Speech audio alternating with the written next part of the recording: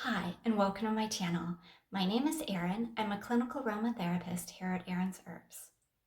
On this channel, I do weekly uploaded videos teaching you how to create your very own skincare products from the comfort of your own home. So whether or not you have never made skincare products or you have some experience, I hope that you will find this channel very informative. So let's get started creating. On this week's video, I'm going to be teaching you how to make your very own hair perfume mist.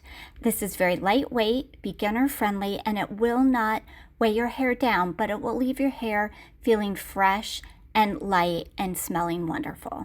So let me walk you through the step-by-step process on how to make this. So to begin making this hair mist, what I'm going to do is I'm going to go ahead and add some polysorbate 20 to my beaker.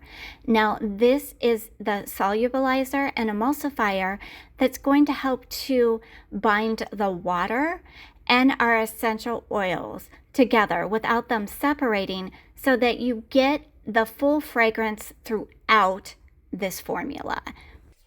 To the polysorbate 20, I'm now going to go ahead and create my fragrance blend for this mist, starting with lavender essential oil. Now, lavender has a very floral but yet a minty undertone to it, and it can help to soothe the scalp as well. Next, I'm going to go ahead and add some geranium essential oil. This has a very sweet, rosy, and mint aroma to it.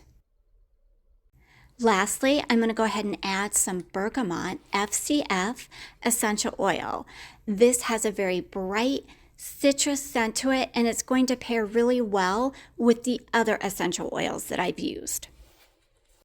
Now that I have added the essential oils to the polysorbate 20, I'm going to go ahead and stir everything really well just to make sure that they're nicely incorporated. To the same beaker, I'm going to go ahead and add some rose hydrosol. Now, what rose hydrosol will do for the hair is, one, it's very lightweight, so it won't weigh the hair down. And two, it's going to give a nice light fragrance to the hair. And then three, it can also help to soothe irritated scalp. Now, if you're wondering where I bought this particular rose hydrosol, I will go ahead and link it down below the description of this video. Because this contains water, I am going to add my broad spectrum preservative, which is Liquid Germal Plus, and this is going to help to keep any fungi or bacteria or mold from growing in this product. Once I've added the preservative, I'm going to go ahead and stir all of these wonderful ingredients together. I just want to make sure that everything's mixed really well. And what this will do is it will help to create a product that's very stable and effective at the end. And then once I'm done stirring, I'm simply going to pour everything into my spray bottle here. Now, and it's important to use glass and not plastic because the essential oils over time can eat away at the plastic. And so once I'm done pouring, here is the finished product. So I'm going to go ahead and apply this to my hand. I want to give you an idea on how lightweight and fast absorbing this hair perfume mist is. It will not weigh your hair down like I mentioned earlier, and it will leave the hair feeling nice and refreshed and feeling soft. You want to apply this 6 to 8 inches away from the mid lengths and the ends of the hair. So here is the formula that I used today for this hair perfume mist. So let me go over with you substitutions that I would recommend.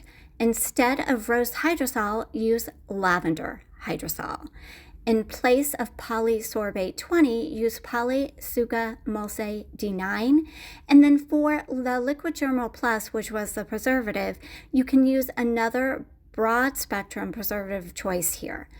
Any essential oils that you like, you can also use. So thanks for watching, and if you'd like to see more DIY formulas, don't forget to like and subscribe.